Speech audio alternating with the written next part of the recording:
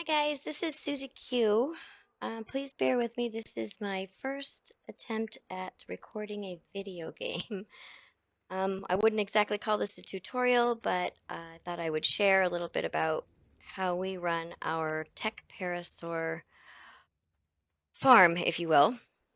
Um, so we have our Parasaurs. These are all females on either side with one male in between that can kind of be in proximity to each of them so that they can breed. And over here, I have already hatched several tech parasaurs in our incubator. This is the incubator here. And basically, you just hatch each one. Sometimes you end up with twins or triplets, even. These were singles, so that's great. We're going to be destroying these, so we don't need to imprint and do all of that stuff and name them. We just claim them, come over here, they jump down, and you wait. They're really slow when they're newborns. And then I just kind of randomly stop one, tell him to stay, bring the other one a little bit farther. Because if you stop them all together in kind of a clump, as they grow, they will intertwine and they'll be like stuck together. It's a mess.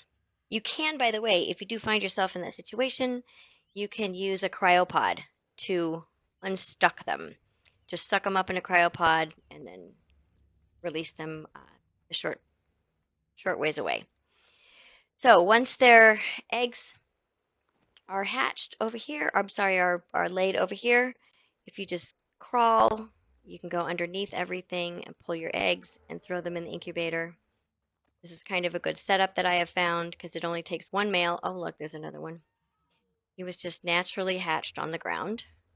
So you're going to pull him out of that mess. Again, if he gets stuck, even the babies, sometimes they do get stuck with all the parents over there. You can cryo him out also. And cryoing just works like this.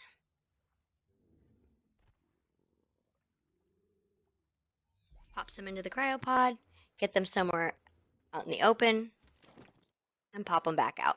And there he is. Okay, so now I'm going to tell him to stay so he doesn't try to follow me.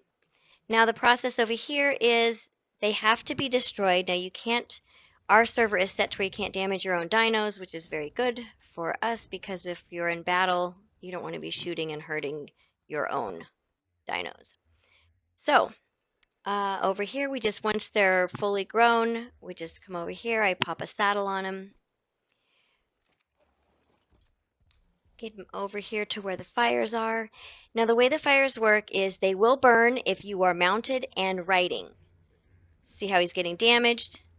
Now, they will continue to burn. Once you jump off, they will stop burning. However, if you have them set in mating mode, they will continue to burn even after you jump off. I kind of found that out as a little trick. Once your new ones are born, you're going to definitely want to go to behavior and copy settings so that first they're in passive stance and second they're in mating mode. That way they will all continue to burn once they're on the fires. So I just grab the next one. I do 4 at a time. That's kind of how this is. It 4 works nicely. I could do more, but they're kind of crammed in there and it's a little bit of more of a pain. And the timing works well for 4. Make sure he's still burning. Grab your saddle. And then you do the same thing over here times 2 more. Now, I'm not going to do that for the sake of this video, so it goes a little more quickly. Now, if you have not yet discovered your chainsaw, it is amazing because when you kill a tech dino, a parasaur in particular, you can get about 10 or 20 element. However, if you notice with the chainsaw, I just got 230. So 230 element, 160 metal, and the electronics and the oil, oh my gosh, I have so much of it. I don't even keep it anymore. I just keep the metal and the element. That's my previous chainsaw that broke. I have to go repair it in the fabricator. Anyway, so I do that times 2 of these guys.